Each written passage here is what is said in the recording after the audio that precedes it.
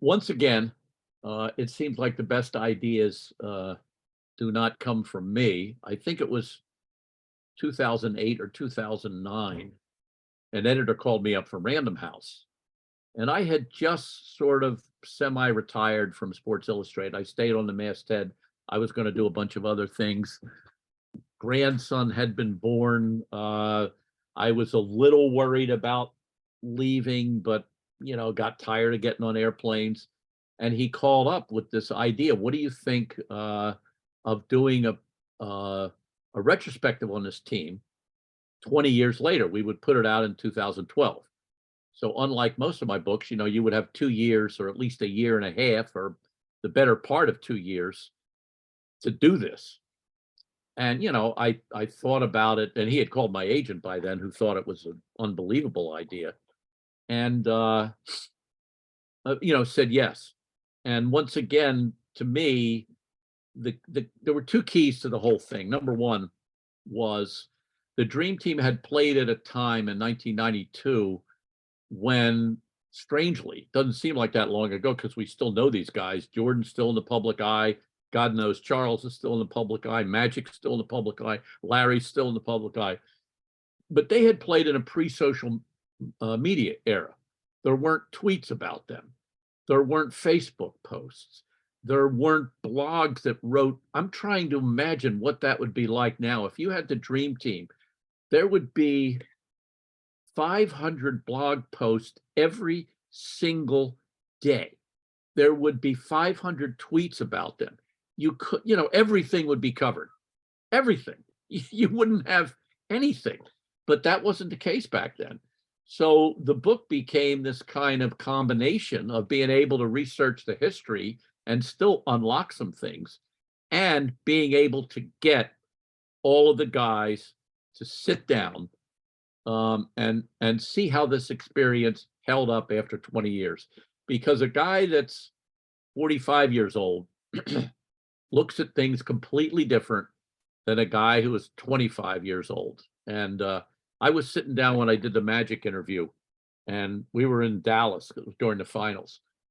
And Pat Riley happened to be there, and he came over and sat down at the table. And I just listened to him and Magic talk for a moment about how when you're in the moment, none of this stuff, the media thinks that we're thinking about all this stuff about history and what it all means and my legacy. Nothing. When you're in the moment, all you have is that immediate, championship drive. We got to win it. You're so focused, and it's only later that you begin to put all this stuff together. So I happened to hit them all at a sweet spot when they were still able to remember, but they were able to better analyze what it was that was magical and important to them.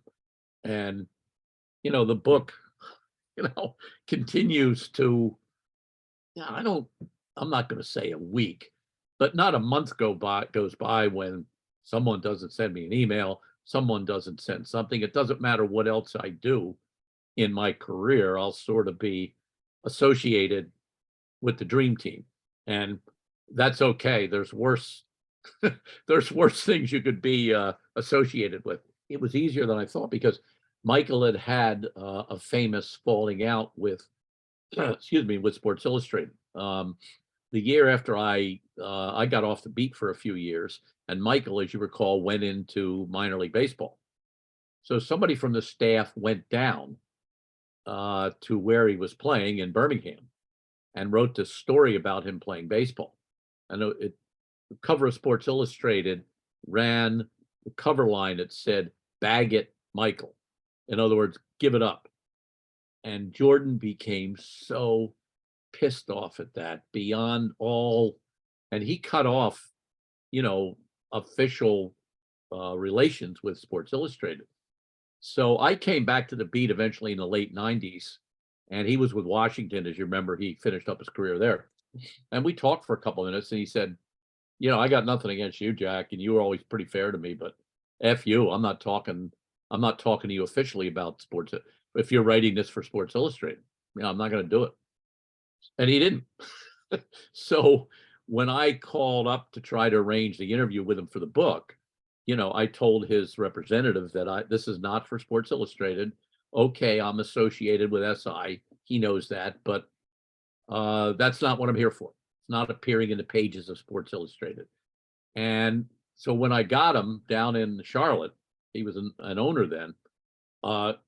He talked very freely, and I was supposed to have every time you get some time limit to talk to subjects. I don't know whether that was part of your.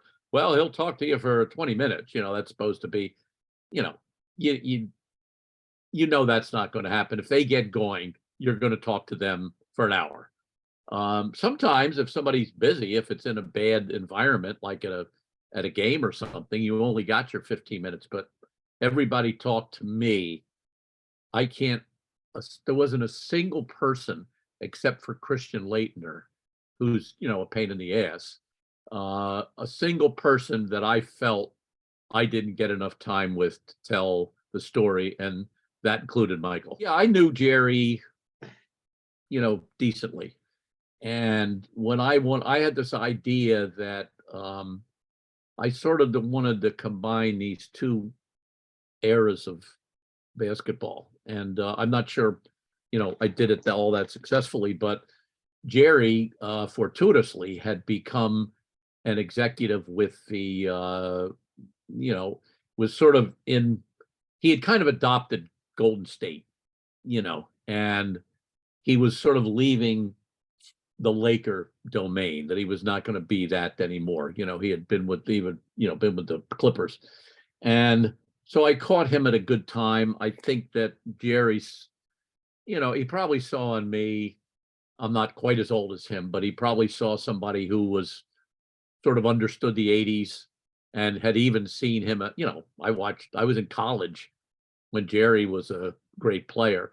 So I think that, he kind of trusted me to do it. And getting time with Jerry was not a problem. I mean, he was somewhat busy, but I could always do it. That wasn't the key, to that book. The key to that book was, the problem with that book was, Golden State was, the team on the rise, and everybody wanted Steph, and everybody wanted, Kevin Durant was with the team then.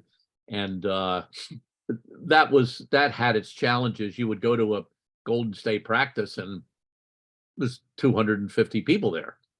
You'd go talk to Jerry West, would go have a beer at a restaurant near his house. So that wasn't the problem, thank goodness.